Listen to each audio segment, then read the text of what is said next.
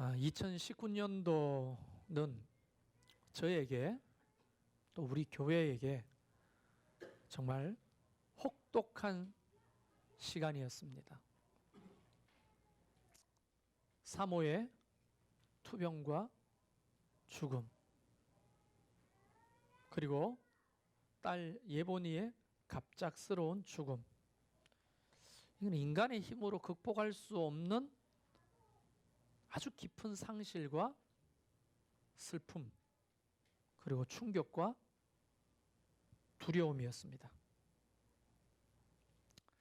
이제 조금 세월호 부모님들을 이해하게 됐어요.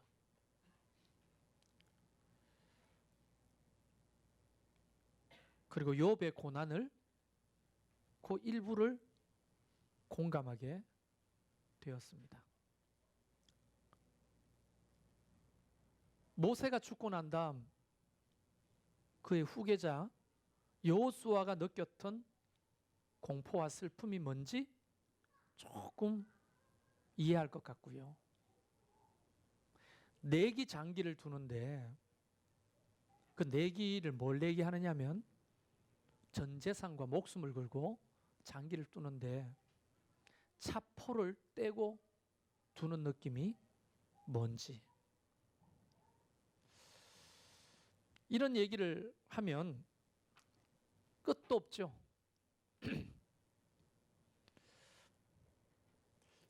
이렇게 돌아보면 참 이제 반년 살은 거 아닙니까? 인생의 반을 100살 산다고 가정했을 때 이제 반을 살았는데 너무 혹독한 거예요, 인생이. 어린 시절 너무 불행한 가정에서 자랐고 엄마 아버지가 이혼한 그 가정에서 그 슬픔이 뭔지, 그 상처가 뭔지를 어린 시절에 뼛속같이 깨달았던 접니다. 새엄마와 새아버지를 경험하고 종교가 전혀 다른 귀신을 숭배하는 새엄마와 9년을 동거하면서 영적 전쟁이 무엇인지, 야, 내 팔자는 왜 이렇게 더럽고 힘든지, 그래도 살라고 기도할 수밖에 없었던 그 청소년 시절을 제가 보냈습니다. 집안에 날마다 칼부림이 나고 3일에 한 번씩 상이 뒤집어지고 재떨이가 날아가는 그런 폭력적인 가정에서 나는 왜 이 땅에 태어났을까? 왜 이런 가정에 태어났을까라고 하는 수많은 물음 속에서 살았어요. 그래도 주님이 저를 고등학교 1학년 때 주 앞으로 불러주시고 예수 믿는 사람으로, 하나님의 자녀로 삼아주셨는데 그 믿음이 아니었다면 그 시절도 헤쳐나오기가 참 힘들었을 거예요. 그러다가 결혼을 한 해 앞두고 아버지가 58세 나이로 돌아가십니다. 댐이 무너지는 느낌이죠. 울타리가 무너지고 그냥 그 사막 한가운데 오아시스가 다 말라버린 느낌? 그 부모의 죽음은 엄청난 충격이었죠. 눈물조차도 나오지 않는 충격이 어떤 건지 아시는지 모르겠네요. 그 슬픔을 그 충격이 넘었으면 눈물조차도 안 나옵니다. 그런 걸 경험하고 이제 자녀를 두고 살만하니 아내가 병들어 20년 딱 결혼 생활하고 47에 세상을 먼저 떠나서 호레비가 됐네. 그리고 7개월 만에 눈에 넣어도 아프지 않을, 내가 늘 말했어요. 예본이보다 이쁜 사람은 없다. 예본이보다 똑똑한 사람은 없다. 여러분 뭐 섭섭할지 몰라도 저는 늘 그렇게 생각했어요. 근데 그가 갑자기 하나님의 부름을 받고 세상을 떠났습니다. 이것은 저 개인의 충격일 뿐 아니라 우리 모두의 충격이고 아픔이었죠. 그래서 우리는 이런 질문을 하게 됩니다. 하나님, 왜입니까? 그 답을 여러분 아직 얻지도 못했을 거예요. 전들 얻었겠어요? 그냥 저는 하나님의 말씀을 붙들고 삽니다.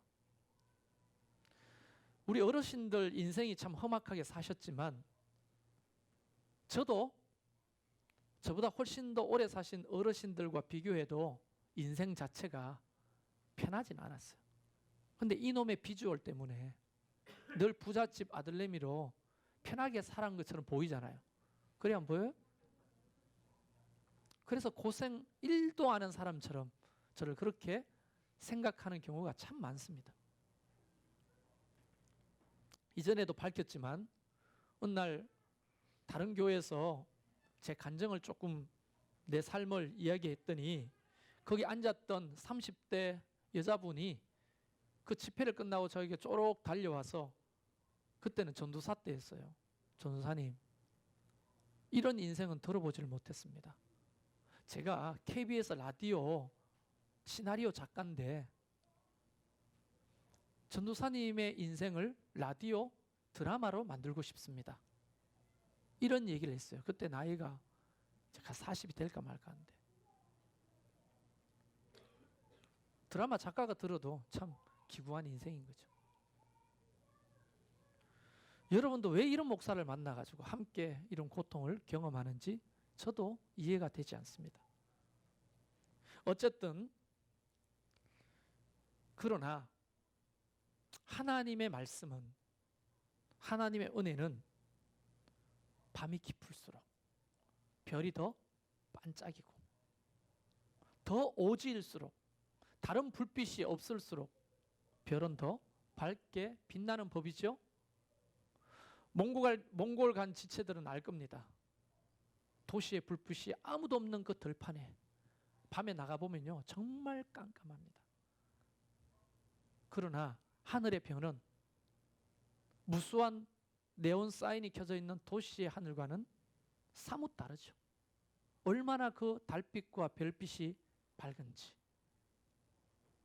평생 그런 별빛은 볼 수가 없을 정도일 때가 많습니다. 밤이 어두울수록 하나님의 은혜는 더 강렬하고 더 빛이 납니다. 그래서 저는 소망이 있어요. 하나님, 저의 인생을 통해 성도들이 하나님의 살아계심을 보게 해주십시오. 세상 사람들은 더러운 팔자라고 말하는 이 혹독한 인생을 통해서 믿음이 얼마나 실제적이고 파워 있는 것인지 성도들이 보면 좋겠습니다.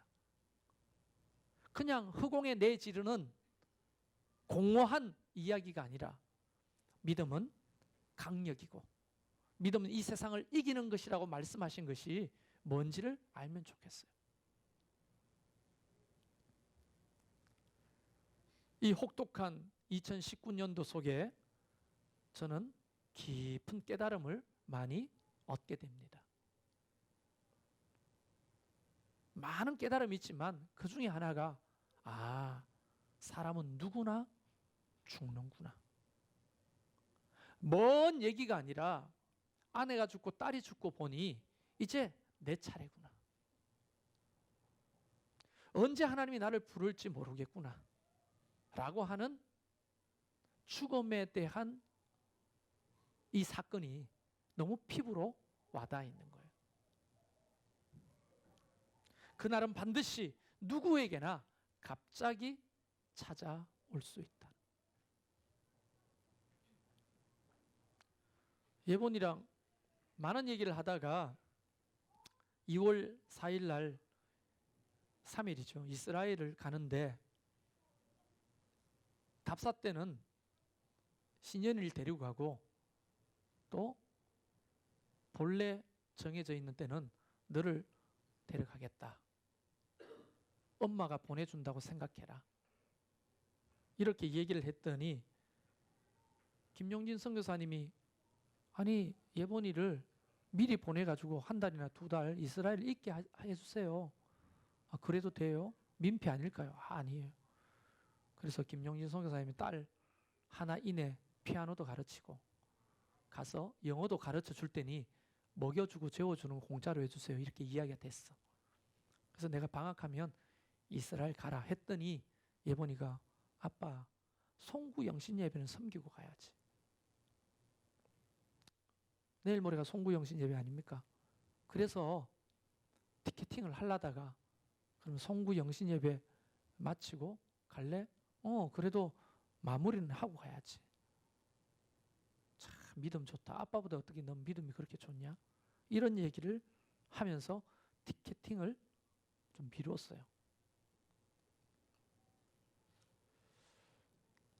그랬던 그 예본이가 이스라엘이 아니라 진짜 주님이 계시는 하나님의 나라로 그가 부름을 받았습니다. 엄청난 충격과 아픔이죠. 그런데 오늘 우리가 본문을 읽지는 않았지만 4장에 보면 13절에 이런 말씀이 제 가슴에 깊이 들어옵니다. 형제들아, 자는 자들에 관하여서는 너희가 알지 못함을 우리가 원하지 아니하노니 이는 소망 없는 다른 이와 같이 슬퍼하지 않게 하려 함이라. 우리가 예수께서 죽으셨다가 다시 살아나심을 믿을진데 이와 같이 예수 안에서 자는 자들도 하나님이 그와 함께 데리고 오시리라. 무슨 말인지 못 알아듣겠어요? 이 말씀이 뭐냐면 죽음을 슬퍼하지 마라. 예수 그리스도의 부활을 믿는다면 그 죽은 자들이 아니라 자는 자들이 다시 예수와 함께 부활할 것임을 믿는다면 왜 슬퍼해야 되냐? 그러면서 신년이가 저도 이렇게 힘든데 그 20살짜리 애가 얼마나 힘들겠어요. 아버지 때문에 덜 힘든 척하고 있지만 상담받는 데는 약물 치료가 필요하다고 진단이 나올 정도예요. 정신적으로 약물 치료가 필요하죠. 근데 아버지 앞에서 힘들게 여기면 아버지도 힘들까 싶어서 이제 괜찮은 척 하는 거겠죠.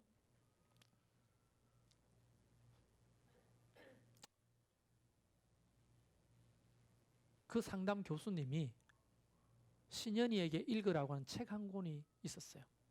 근데 신현이가 그걸 받아와가 소파에 던져놓고 읽지도 않았어. 그 책 제목이 나는 천국을 보았다 라고 하는 책입니다. 제가 수요 예배 때는 설명을 드렸습니다만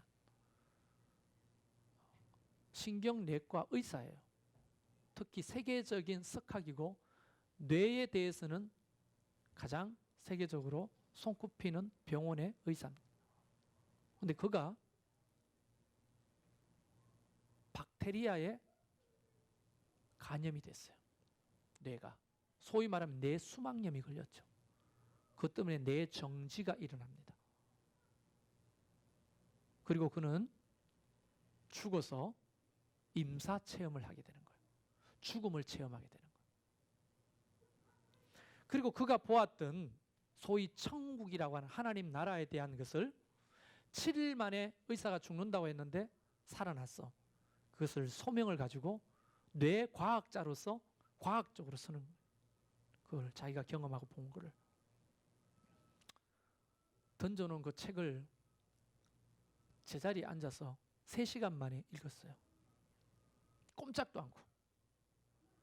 그 내용이 이 데살로니가 4장 12절 13절의 내용과 다르지가 않았어요. 죽으면 먼지가 돼 끝나는 것이 아니라는 거죠. 그래서 그는 과학자답게 자기가 경험한 천국만 이야기한 게 아니라 고대 이집트에서부터 지금까지 약 4,000년 동안 남겨진 수많은 책을 찾아보기 시작합니다. 특히 임사체험, 죽음을 경험하고 돌아왔다는 사람의 자료를 찾아냅니다. 그리고 그 방대한 자료들을 공통 분모가 뭔지를 연구합니다. 어떤 사람은 2000년 전에 그곳에서, 어떤 사람은 2000년 후에 이곳에서 죽음을 경험했지만 그들이 보고 온 천국에 대해 공통 분모가 있을 거 아니에요. 그래서 그걸 찾아가지고 천국을 보았다 2편을 기록합니다. 그것도 제가 다운로드 받아가지고 3시간 만에 다 독파를 했어요. 그랬더니 데살로니가 전서에 있는 얘기와 다르지 않다는 거예요. 우리에게는 부활이 있다는 겁니다. 그 부활 세계는 너무나 우리가 상상할 수 없는 다른 차원의 세계이기 때문에 이 땅의 언어와 감정과 표현으로는 설명할 수가 없다는 거예요. 시간도 다르게 흐르고 인식하는 것과 생각하는 것도 다르게 작동된다고 하는 것이 공통 분모입니다. 많이 있었던 것 같은데 찰나이고, 찰나인 것 같은데 시간이 길고, 여기서는 경험할 수 없잖아요. 말을 하고 뭔가를 배우려면 대답을 들어야 되는데 거기는 그런 방식으로 질문하고 대답이 있는 게 아니라 즉각적으로 이 대답에 입체적으로 답이 오는 그런 깨달음이 있는 곳이라고 이야기합니다. 그러니까 저도 뭐 설명할 수 없어요. 여러분 궁금하시면 사서 읽어보십시오. 나는 천국을 보았다. 비성경적이지 않습니다.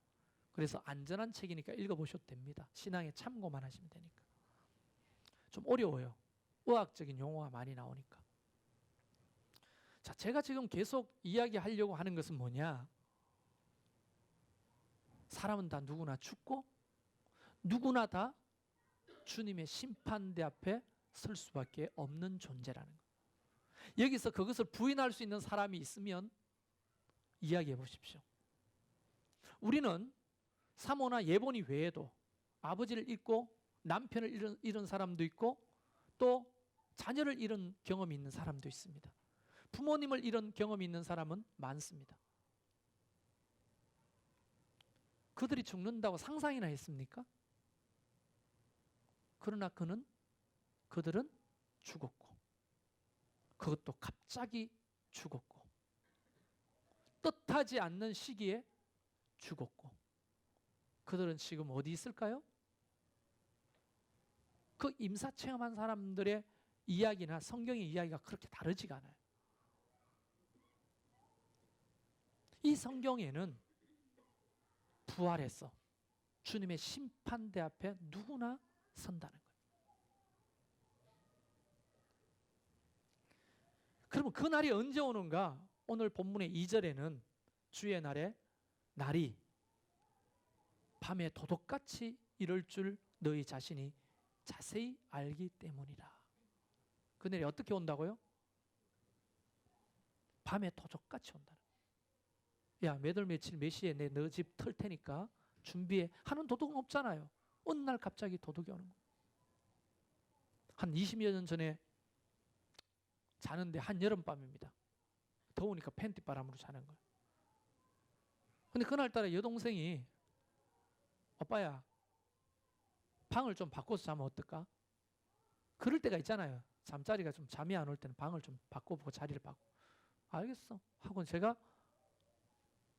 제 여동생 방에 자고 여동생이 내 방에 잤어요. 제가 굉장히 예민합니다. 잠에. 자는데 갑자기 뭔가 살기가 이게 느껴지는 거예요. 살기가. 제가 무림의 고수는 아니지만 잘 때 그런 걸 자주 느껴요. 그래서 눈을 딱 떴는데 어떤 사람의 눈과 마주친 거예요. 그 캄캄한 밤에. 나를 위해서 이렇게 얼굴을 쳐다보고 있는 거예요. 난 누워서 눈을 뜬 거예요. 그랬더니 그 달빛에 비치는 몸이 나체인 거지. 그리고 남자라는 것을 알 만큼 몸이 분명하게 보였어요. 웬 남자가 벌거벗은 채로 온 거예요. 제 여동생 방에서 헛짓거리를 하려고 들어왔다가 가만히 보니까 닮았긴 닮았는데 여자가 아닌 거지. 지도 놀란 거지. 그래서 제가 소리를 질렀죠. 그 소리를 전해 들은 동생들의 증언은 나는 야! 이렇게 질렀는데 이렇게 질렀다고 주장하는데 나는 절대 그렇게 놀라서 비명 지른 게 아니거든요. 야! 이렇게 했는데 나도 모르게 너무 놀라서 야! 이렇게 했죠. 아니 그럴 날이 오리라고 누가 생각을 했겠냐고요. 그래서 저는 팬티 바람으로 그를 뛰어가기 시작했는데 얼마나 날쌘지. 왜냐하면 저는 팬티라는 무거운 옷을 입고 걔는 벗었잖아요. 나보다 더 가벼우니까 더 빨리 도망갔겠지. 잡을 수가 없었어요. 그래서 옥상에 올라가가지고 욕을 하면서 이 새끼 잡히면 나 죽는다 큰 소리를 막 쳤어요. 야, 너 가까이 있다는 거 알아? 응? 아마 이 동네에 어디인가 있겠지? 내일 경찰 오면 다 탐문수사해서 널 잡는다고 막 협박을 옥상에서 했어요. 그때도 너무 충격적인 사건이었기 때문에 오래 기억이 남는데 갑자기 어느 날 갑자기 눈을 떠보니 그놈이 그곳에 서 있는 거죠.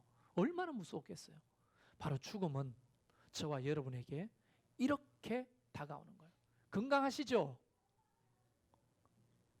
80년, 100년 사실 것 같잖아요. 우리에게는 그런 일이 없을 것 같잖아요. 그게 저의 마음이었어요. 우리 집 사람은 어릴 적부터 울릉도에서 자라가지고요. 초등학교 시절부터 산을 넘어서 학교를 다닌 사람이에요. 그러니까 기초 체력이 상당히 좋은 사람. 예번이 어디 봐서 아파요, 걔가.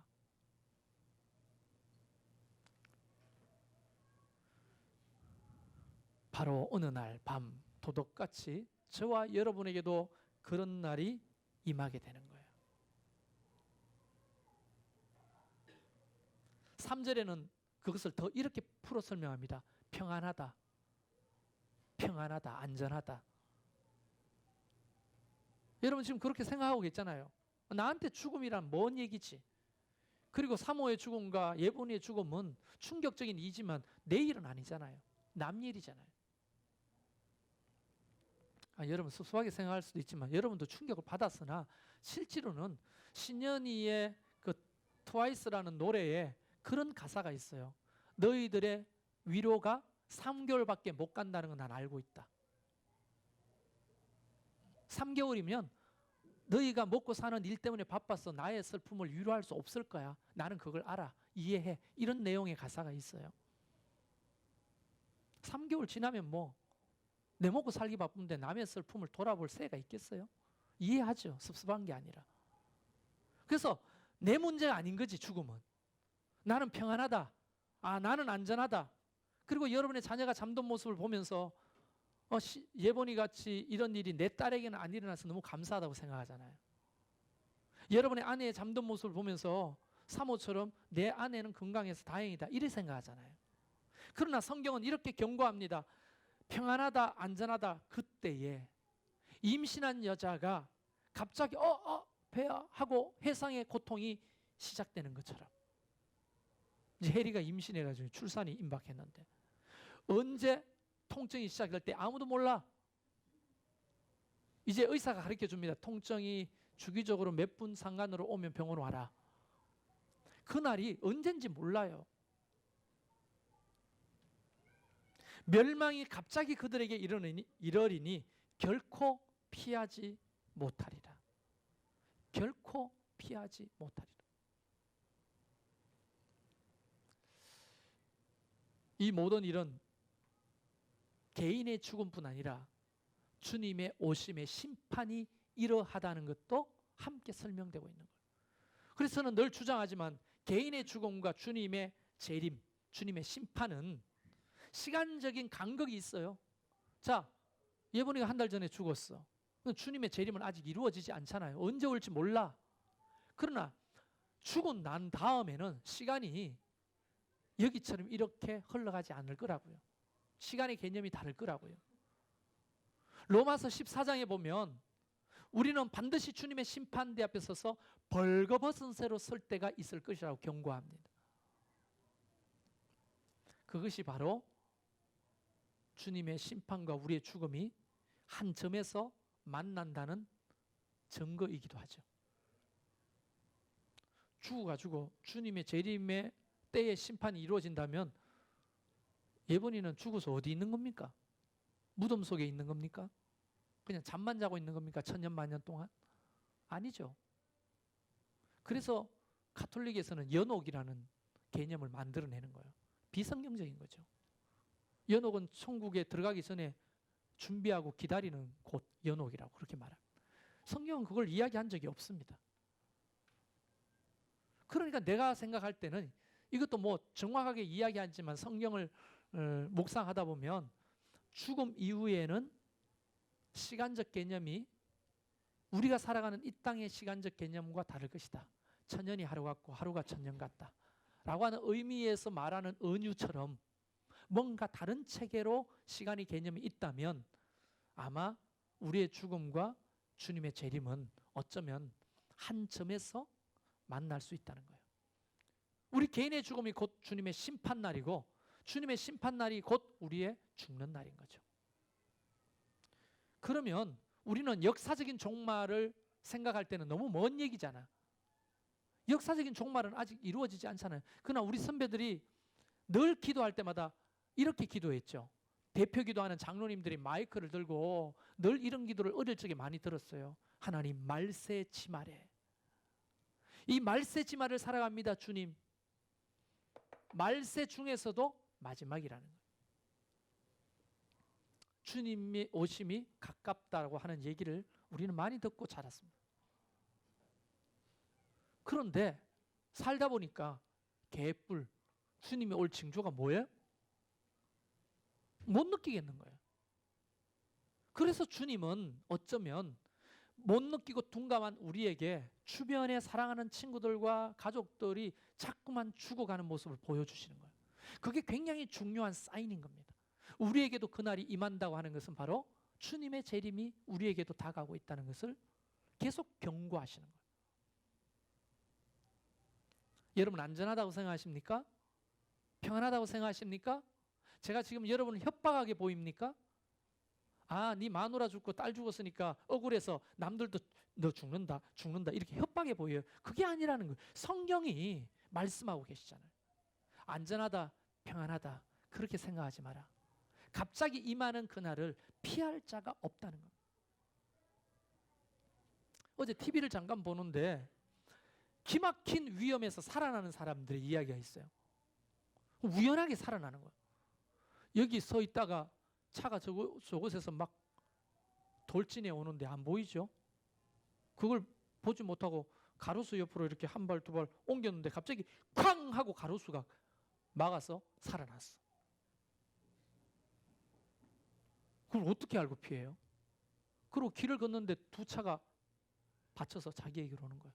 근데 희한하게 자기를 비켜가지고 차가 빙글빙글 돌면서 사라지는 거예요. 우연이라고 하기는 너무너무 희한한 일들이 세상에는 많죠. 아니 그런데 그런 일들이 있는가 하면 내가 아무리 노력하고 아무리 안전하게 뭔가를 한다 해도 어느 날 갑자기 피하지 못하고 죽음을 맞이하는 사람이 더 많다는 거예요. 그거는 일반적인 사건이 아니죠. 그러니까 해외 토픽에 뜨겠지. 일반적이지 않으니까. 일반적인 것은 다 피하지 못하고 죽는 거 아닙니까? 제가 어떻게 하면 우리 집 사람을 살리고 어떻게 하면 예본인을 살릴 수 있었다 이런 생각들이 너무 매일매일 스쳐가요. 매일. 그 골든타임을 내가 놓쳤구나. 내가 그때 만약 이걸 선택했으면 예본이 살렸을 텐데 이런 생각이 너무너무 많이 지나갑니다. 근데 내가 아무리 노력해봤자 살릴 수 있겠어요? 하나님 부르신 사람을? 그날은 갑자기 오는 거예요. 개인의 죽음이든 예수님의 심판은. 시시각각 다가오는 팩트라는 사실을 우리가 잊으면 안 됩니다. 그런데 이 현실 앞에 하루하루를 살잖아요. 우리가.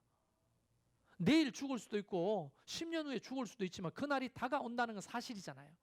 어제보다 오늘이 더 가까워졌다는 건 사실이잖아요. 아까 전에보다 지금이 더 죽음과 가까워졌다는 것은 팩트잖아요. 사실이잖아요. 그런데 사람들은 이거를 망각하고 싶은 거죠. 잊고 싶은 거죠. 생각 안 하고 살고 싶은 거죠. 그래서 사람들은 어쩌면 심리학적으로 이게 맞는 얘기인지 모르겠지만 깊은 내면에 무의식이 그것을 생각하고 싶지 않은 거예요. 두려우니까. 그 깊은 무의식이. 그래서 어떻게 합니까? 자꾸만 죽음을 잊고 사는 거죠. 그래서 우리는 미래에 대해서 희망과 비전을 가지고 있습니다. 내가 이 돈 벌어가지고 적금 타면 내가 이거 해야지. 이제 집 한 채 마련해야지. 이제 이거 빚 다 갚고 이제 내가 노년에 나 행복하게 살아야지. 이런 비전들을 다 가지고 있잖아요. 그게 어떻게 이루어진다고 보장합니까? 아무도 모르는 일이죠. 그런데 우리는 이쪽에 이루어지지 않는다는 생각은 아예 안 하고, 그죠? 이루어질 거라고만 믿고 가는 거예요. 내면에 거부하고 싶은 거죠. 주님의 심판과 우리의 죽음은. 그래서 사람은 무의식적으로 그것을 밀어내는 거예요.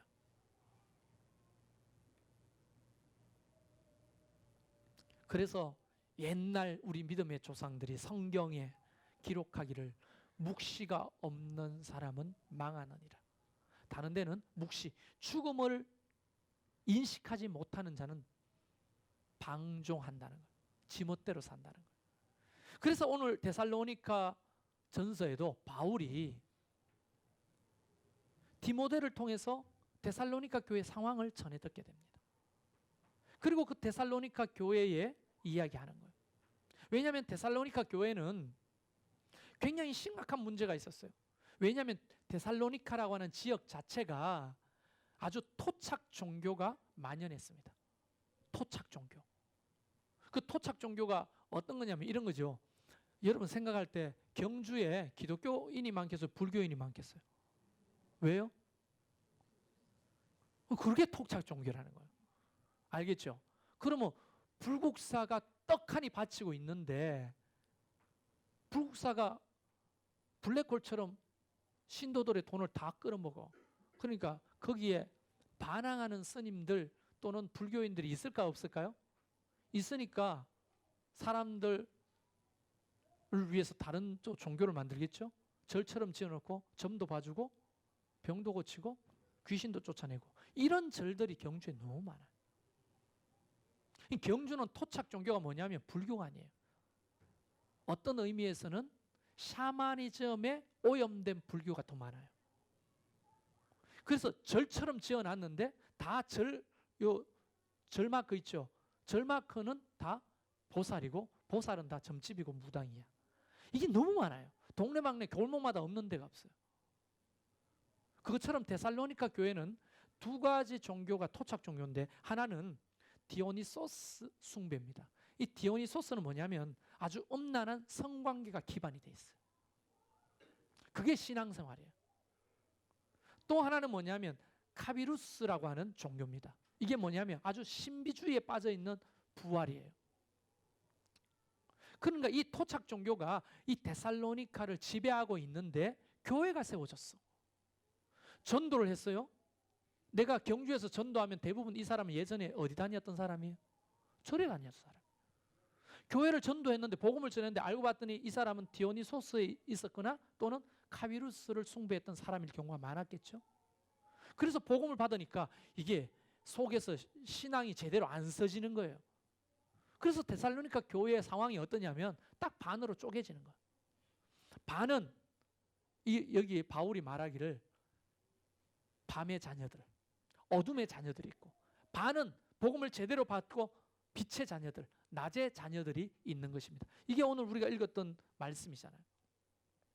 7절에 보면 자는 자들은 밤에 자고 취하는 자들은 밤에 취하되 우리는 낮에 속하였으니 정신을 차리라. 5절 말씀에 너희는 다 빛의 아들이요 낮의 아들이라. 우리가 밤이나 어둠에 속하지 아니하나니 하면서 어둠과 빛에 대한 얘기를 계속합니다. 직접적으로 야 너희가 왜 디오니소스를 숭배하냐 이런 얘기를 하지 않고 그렇게 오염되어 있는 신앙을 가지고 교회 안에 있는 사람을 뭐라고요? 밤의 자녀라고 말하는 거예요. 그러나 복음을 온전하게 받아들이고 믿는 사람을 낮에 빛의 자녀라고 말하는 겁니다. 이게 2000년이 지난 지금도 마찬가지 아니겠어요? 저와 여러분은 모르겠지만 몇 프로는 빛의 자녀지만 몇 프로는 어둠의 자녀로 살 가능성이 높다는 거예요. 그래서 말하는 겁니다. 밤에 속한 자는 밤에 자고 취하는 자들이다. 여러분 밤에 자고 그러면 밤에 술을 마시는 사람이 많죠. 근데 낮술 먹는 사람도 있잖아요. 아침부터 술 먹는 사람도 있고 또 우리 신현이처럼 낮에 자고 밤에 활동하는 올빼미 스타일도 있고 나랑 이 삶의 스케줄이 안 맞아요. 밥을 먹을 수가 없어요. 같이. 좀 안타까운데 근데 여기서 말하는 밤이라고 하는 것은 무엇을 말하냐면 영적인 무지 상태에 있는 사람을 말하는 거예요. 실제로 밤에 깨있고 밤에 술 마시는 사람을 말하는 게 아니고 영적인 무지 상태에 있어서 빛 대신 주님의 진리가 없는 거예요. 그러니까 세상적인 가치관이 나를 지배하고 있는 상태. 그러니까 영적인 이야기를 하면 피 웃는 사람들. 하나님의 말씀이 제대로 안 들리는 사람들. 이거는 제 개인적인 이야기입니다만은 받아들여도 되고 안 받아들여도 되는. 목사를 이 동네 어떤 이웃집 아저씨 정도의 잔소리를 듣는 사람들. 낮에 속한 자들은 어떤 사람들입니까? 그럼 반대로 영적으로 뭔가를 아는 사람들. 깨어 기다리는 자, 주님을. 영적인 비밀을 깨달은 자, 준비된 자. 밤에 있는 사람, 아무것도 준비하지 않는 자. 이 비유를 예수님께서도 이미 말씀하셨죠. 어떤 비유를 통해 말씀하셨습니까? 열처녀 비유잖아요. 신랑이 오는데 아무리 기다려도 신랑이 안 오는 거예요. 여러분 이스라엘 가보면 아시겠지만 이제 2월 3일 날 2차 성지순례팀이 떠나잖아요. 가보면 알겠지만 낮에는요 너무 더워요. 햇빛이 너무 짱짱해. 그늘도 없어. 그러니까 낮에 먼 길을 여행한다고 하는 것은 살인행위예요. 그러니까 신랑 집이 멀어요. 신부 집으로 와야 되는데 너무 멀어요. 그럼 언제 올까요? 해가 뉘엿뉘엿 넘어갈 때부터 여행이 시작되는 거예요. 그래서 주로 밤에 또는 새벽에 도착하는데 요즘처럼 카톡이나 있고 핸드폰이 있으면 신랑님 언제 오세요? 언제쯤 도착이에요? 이렇게 물으면 우리가 준비하겠지만 그런 것도 없잖아요. 무작정 기다리는 거예요. 신부 한 사람에 들러리 9명이 있습니다. 그래서 이게 장난이에요. 문화이기도 한데 누가 신부인지 즉각적으로 알아볼 수가 없어. 그래서 신랑이 오면 해학적으로 신부가 10명처럼 보여. 누가 내 신부지? 이게 장난이야, 장난. 그리고 축하해주는 하나의 문화였어요. 그 10명의 신부와 9명의 들러리들이 신부 치장을 하고 신랑을 기다리는데 와야지. 동구 밖에 나가가지고 불빛이 보이나 아무리 봐도 안 오는 거예요. 저 산 너머에 불빛이 조금이라도 보이면 야 신랑이 오는갑다 하는데 그 불빛마저도 안 보이는 거예요. 지쳤어요. 그래서 호주가 이렇게 말합니다. 혼주가 자 신랑이 오기 전에 신부들이 준비할 게 뭐냐면 이쁘게 차려입고 머리도 단장하고 자 누가 누군지 지금 헷갈리면 안 돼요. 그때 당시에 이 현관동 불빛도 없잖아요. 등불을 비추니까 내 신부가 누군지 신랑이 제일 못 찾게 해야 돼. 재밌잖아요. 갔더니 신부가 10명이야. 누가 내 진짜 내 신부지. 그때는요 연애하고 하는 게 아니야. 한 번 얼굴 맞대고 결혼합시다 해가지고 부모 허락으로 하니까 내 신부가 누군지도 모르는 거예요. 그 신랑이 진짜 신부를 막 찾는 이러면서 파티가 시작되는 거예요. 그러니까 단장을 잘 해야 돼. 그리고 등과 등불을 준비해서 뭘 비춰야 돼요? 내가 신부라고 내 얼굴을 후레쉬가 아니에요. 요만한 등에 호롱불 같은 걸 붙여놓고 자기 얼굴을 비춰 나 신부예요. 이걸 보여야 되는 거예요. 이해되시죠? 그러니까 기름이 있는지 잘 보라고. 갑자기 왜 기름을 준비해요? 아니 밤새도록 불을 붙여놨으니까 기름이 따라요 안 따라요? 그러니까 계속 기름을 확인하고 기름을 부어야 되는데 자칫 잘못하고 먹는데 시간이 빠지거나 다른 데 수다 떨다가 또는 잠들다가 기름이 다 따라 없어지면 그제서야 불을 붙이면 불이 안 붙죠. 그러니까 늘 기름을 준비해야 되는 거야 등을. 그래가지고 준비를 막 하고 있는데 아유 못 하겠다 이제 안 오는가 봐요. 난 잘난다. 야 자면 안 되지. 아유 모르겠어. 5명이 이렇게 자는 거예요. 근데 5명의 신부는 깨어서 기름이 떨어지면 또 기름을 넣고 기름이 떨어지면 기름을 넣고 신랑이 기다리는 거예요. 얼마나 힘들었을까요? 근데 모르겠습니다만은 뭐 제일 찾기 힘든 2시부터 4시 사이. 응? 그때 신랑이 온다 소리가 들리는 거예요. 그랬더니 깨어있는 신부들은 예쁘게 단장을 하고 등을 들고 문 앞으로 나가 기다리는 거예요. 근데 갑자기 그때 신랑이 온다 이 소리들 신랑이 온대 그제서야 깜깜한데 불은 다 꺼져버리고 기름이 어디 있는지 찾지도 못하죠. 여러분 지금 그때를 생각해 보세요. 불빛이 없어요. 형광등이 없어요. 등 든 사람 다 신랑마저 나가버렸어. 방 안에 남아 잠들고 있던 신부들은 어떻게 해요? 불이 하나도 없어요. 등이 어디 있는지 내 기름이 어디 있는지 찾을 수가 없는 거예요. 바로 밤에 속해 있는 자들은 주님의 심판과 주님의 오심과 내 죽음에 대해서 깨닫지 못하고 그냥 만년천년 살 것처럼 입고 먹고 마시는데 빠지고 쾌락에 빠지고 살아가는 사람, 영적인 가치에 대해서는 1도 관심이 없는 거예요. 오늘 이 자리에 나와 있으나 마누라 때문에 나오고 또 분위기 때문에 평화를 위해 나와주는 사람들, 이런 사람들이 주로 밤에 속한 사람들이겠죠.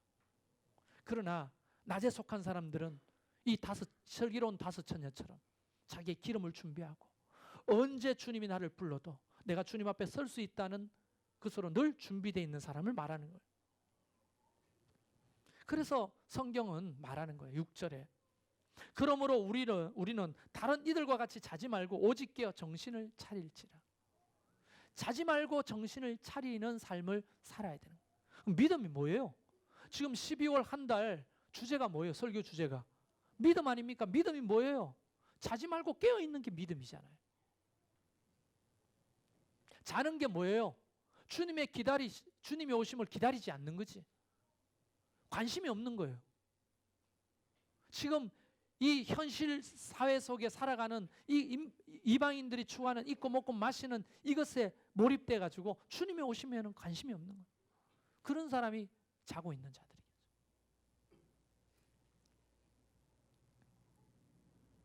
그래서 성경에 보면 오직 깨어 정신을 차릴지라고 권면하잖아요. 여러분 2020년도에는 어떻게 해야 될까요? 오직 깨어 정신을 차려야 되지 않겠습니까? 근데 오직 깨어라고 하는 말은 헬라어로 보면 그레고로멘이라는 말을 써요. 그레고로멘. 이 그레고로멘이란 일어나라는 겁니다. 오직 깨어라는 거예요. 잠에서 깨어나라는 거예요. 주의를 기울이라는 거예요. 귀를 쫑긋 세우고 신랑이다 소리가 들리는지 귀를 쫑긋 세우라는 거예요. 잠자고 있다면 일어나라는 거예요. 관심이 없다면 이제 주의를 기울여 보라는 거예요. 이게 오직 깨어라고 하는 말입니다. 이게 바로 그레고로멘이라는 단어예요. 내년 2020년도에는 여러분이 그레고로멘 하시기를 주의 이름으로 축원합니다. 그리고 정신을 차릴지라라고 하는 말이 네포멘입니다. 네포멘. 이 네포멘은 뭐냐면 술 취하지 않다. 술을 절제하다. 술을 끊다 이 말이에요. 술 좀 끊으세요. 저부터 끊겠습니다. 제가 술을 굉장히 많이 먹는 것 같아요. 예분이 죽고 또 아내 죽고 밤잠을 설치니까 맨날 술에 취해가지고 술로 의지하는 것처럼 보이지 않아요? 그래는 안 보여요? 다행입니다. 여러분 몰래 술 마실 수 있을 것 같아요? 못하죠. 그런데 우리 중에는 술을 끊지 못하는 자들이 있을 겁니다. 술 좀 이제 끊으세요. 여러분 술 취하지 말라라는 성경의 이야기는 술 자체가 나쁘다기보다도 굉장히 본질적인 얘기를 하고 있어요. 술을 먹지 말라는 것은 술 자체가 나쁘기 때문에 먹지 말라는 게 아니라 술을 먹으면 어떻게 돼요? 취한다고 하는 건 지정신이 아닌 겁니다. 지정신이. 아니 지정신으로 살아도 언제 죽을 줄 모르는 인생이 짧은데 맨날 지정신이 아니게 사는 거예요. 지가 남편인지도 모르고 아내인지도 몰라. 술을 먹으면. 지가 어른인데 애처럼 여겨져. 지가 사람인데 개처럼 여겨져 막. 그러니까 지정신으로 못 사는 거예요 이게. 이게 술 취하지 말라라고 하는 것은 지정신으로 살라는 말인 거예요. 저는 여러분이 좀 절제하기를 바래요. 술도 만약 마시는 분이 계시다면 담배도 마찬가지입니다. 담배는 주님의 오심을 더 가깝게 하는 굉장히 중요한 도구죠. 그러니까 담배 피는 사람은 주님의 오심이 빨리 왔으면 좋겠다고 굉장히 하나님 앞에 호소하는 사람이죠. 그럼 믿음이 그만큼 준비돼야 되죠. 오늘 죽어도 천국 갈 수 있다는 분은 골초가 돼도 상관없지만 그렇지 않은 사람은 내 몸에 암을 질병을 만들어서 빨리 주님 앞에 쓰고 싶은 사람은 담배를 그렇게 많이 피는 거예요. 담배도 좀 절제하시고. 오늘 이 도덕 윤리적인 이야기가 아니기 때문에 다시 돌아갑니다. 자, 술 취하지 말라. 정신을 차리라. 네포멘이라는 말은 술 먹지 말라는 거예요. 지정신 차리고 살라는 겁니다. 그러면 우리가 주님 앞에서 지정신 차리는 게 뭐냐? 자, 보세요. 이제 결론 이야기합니다. 에베소서 6장에 보니까 우리가 잘 알죠. 하나님이 우리에게 뭐라고 말했어요? 전신갑주를 입어라 라고 했죠. 전신갑주. 군인들이 밖에 나갈 때 헬멧 쓰고 방탄복 입고 나가잖아요. 요즘 미군들은 전부 헬멧 쓰고 방탄복 입고 밤에도 보이는 야시경 여기 달고 그렇게 나가죠. 왜 그렇게 나갑니까? 여러분, 방탄복은 뭘 보호해요? 핵심적으로? 다 대답 못하는 사람들을 위해서 제가 이야기해 드리겠습니다. 여러분, 저격수가 적입니다. 저격수가 나를 저격하려고 할 때 한 방에 죽이려면 어디를 쏴야 돼요? 또 아니, 요 불빛 나오는 빨간 불빛 나오는 게 달려 있잖아요. 요즘 조준도 안 하고 그 불빛이 있으면 그 총알이 거기 박히는데 주로 영화 같은 데 보면 그 불빛이 어디를 맞춥니까? 손가락? 종아리? 어디에 쏴요? 머리 아니면 심장이잖아요. 가장 중요한 것이 뭡니까? 전쟁에서는 머리를 보호하는 헬멧과 심장을 보호하는 방탄복이에요. 그게 오늘 성경에 말하는데 뭐라고 나와 있어요? 심장을 보호하는 호심경을 붙이라. 호심경이 바로 오늘날로 번역하면 뭡니까? 방탄복이에요. 그 다음에 뒤에 투구는 뭐예요? 투구. 이거 영어 성경에는 뭐라고 번역되어 있을까? 투구. 하이바는 일본말이고 헬멧으로 번역되어 있죠. 헬멧. 머리를 보호하는 헬멧을 쓰라는 거예요. 그런데 야, 이거 기가 막히지 않아요? 현대전도 아닌데 그때도 가장 중요한 것을 호심경과 투구라고 받는 거죠. 심장을 보호하고 머리를 보호해야 산다는 거예요. 자, 우리는 영적 전쟁 때 마귀가 여러분을 공격하고 싶을 때 어디를 공격할까요? 심장이나 머리를 공격하겠죠. 팔 잘린 사람은 살아도 목 잘린 사람은 못 살잖아요. 그럼 머리를 보호해야 돼. 그래서 우리는 이순신 장군의 투구를 알고 있습니다. 목도 보호하죠. 요즘 일본말을 쓸게요. 하이바는 여기만 쓰지만 실제로는 어깨까지, 목까지 다 덮죠. 목을 보호하죠. 머리를 보호하려면 목을 보호해야 되니까. 자, 제가 이 얘기하는 건 뭐냐면 왜 이런 얘기를 하냐면 영적 전쟁 때 마지막 시기는 뭘 공격하냐면 심장을 공격하는데 심장이라고 생각되는 게 뭐냐면 믿음과 사랑이라는 거예요. 믿음과 사랑. 여러분, 이게 성경이 참 신기합니다. 마귀가 여러분에게 믿음을 없도록 하는 거예요. 믿음을 공격하는 거예요. 그리고 여러분이 사랑이 식어지도록 공격하는 거예요. 교회를 공격할 때는 뭘 공격할까요? 믿음이 없도록 흔드는 거예요. 세속적으로 교회를 만드는 거예요. 그리고 사랑을 실천하지 못하도록 우리를 이기적으로 만드는, 이게 마귀의 공격이에요. 자, 구원의 소망의 투구를 쓰라. 여러분, 투구는 뭐예요? 머리는 소망이에요. 하나님의 오심을 바라보는 거. 구원에 대한 확신을 갖는 거. 이게 바로 소망을 가지는 거. 저는요, 예번이가 죽고 난 다음에 천국에 대한 소망이 더 깊어졌어요. 갑자기 솔직히 말하면 죽음이 한 절반 정도 두렵지 않아요. 옛날에 나도 죽음이 두려울 거 아니에요. 아무리 목사지만. 근데 지금은 훅 두려움이 사라졌어요. 죽음에 대한. 안 그래도 겁이 없었는데 이제 죽음에 대한 겁이 반쯤 사라지니까 겁이 사라졌어요. 뭐가 겁나요? 마귀가 끊임없이 여러분에게는 머리를 공격하고 심장을 공격할 겁니다. 그래서 교회가 믿음, 소망, 사랑을 잃게 하는 거예요. 이거 어디서 나오는 말씀이에요? 고린도전서 13장에 믿음, 소망 이 세 가지는 항상 있을 것인데 그 중에 제일은 사랑이라고 했잖아요. 항상 있어야 될 것은 항상 있어야 될 것 중에 이 성경에서 항상 있어야 된다고 말했을 때는 이 항상 있어야 된다는 의미가 뭐예요? 우리에게 항상 중요하고 필요하다는 거예요. 전쟁이 일어났다. 여러분 집에 항상 있어야 될 게 뭐예요? 물 있어야 되잖아요. 그 다음에 식량. 이게 항상 있어야 되는 거예요. 지진이 일어났다. 재해가 일어났다. 여러분이 마트가 제일 먼저 사야 되는 거는 물과 식량이에요. 그렇죠? 그것처럼 항상 준비해 놓으라고 국가에서 계속 강조하는 것은 그것이 우리에게 뭐하다? 중요하기 때문이죠. 성경에서 고린도전서 13장에 대해서 쭉 이야기하면서 믿음과 소망, 사랑 이 세 가지는 항상 있을 것인데, 항상 여러분에게 필요하고 중요한 것인데 그 중에 제일은 사랑이라고 이야기하잖아요. 근데 마귀가 뭘 공격할까요? 자, 전쟁이 일어났습니다. 전쟁통에도 도둑질이 있어요, 없어요? 있겠죠. 뭘 훔치겠어요? 물하고 양식 훔치겠죠. 그래서 우리는 물과 양식을 지켜야 돼요. 호심경과 투구는 바로 그것을 지키라는 겁니다. 그러면 아주 단순해졌죠. 마지막이 가까울수록, 죽음을 앞에 둘수록 믿음이란 뭔가? 믿음, 소망, 사랑을 지키는 거예요. 근데 그런 거 있잖아요. 방탄복도 안 입고 헬멧도 안 써.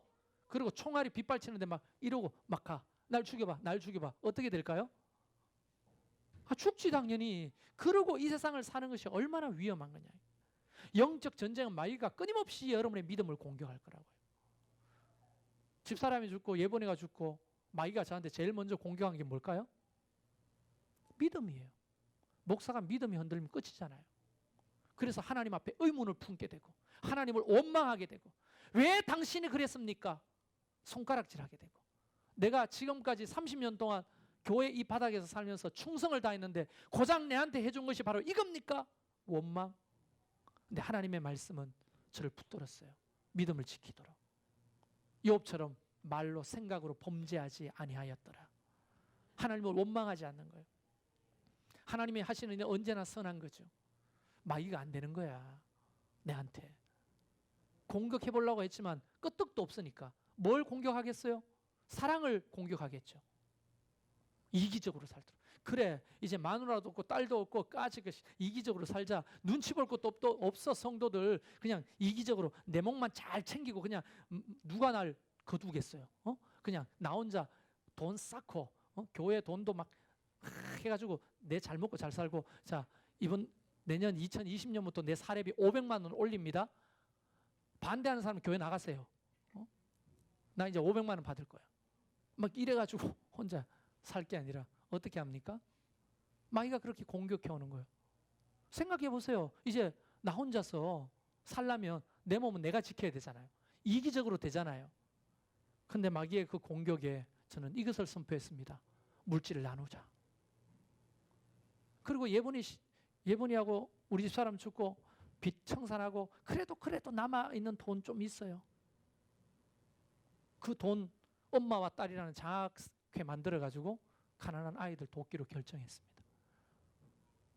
그리고 우리 교회는 디아코니아의 삶을 살면서 이웃의 사랑을 실천하는 교회가 되도록 더 반대 정신을 가지고 선포했어요. 마귀가 공격해도 안 되는 거지. 이제 소망 하나 남았어요.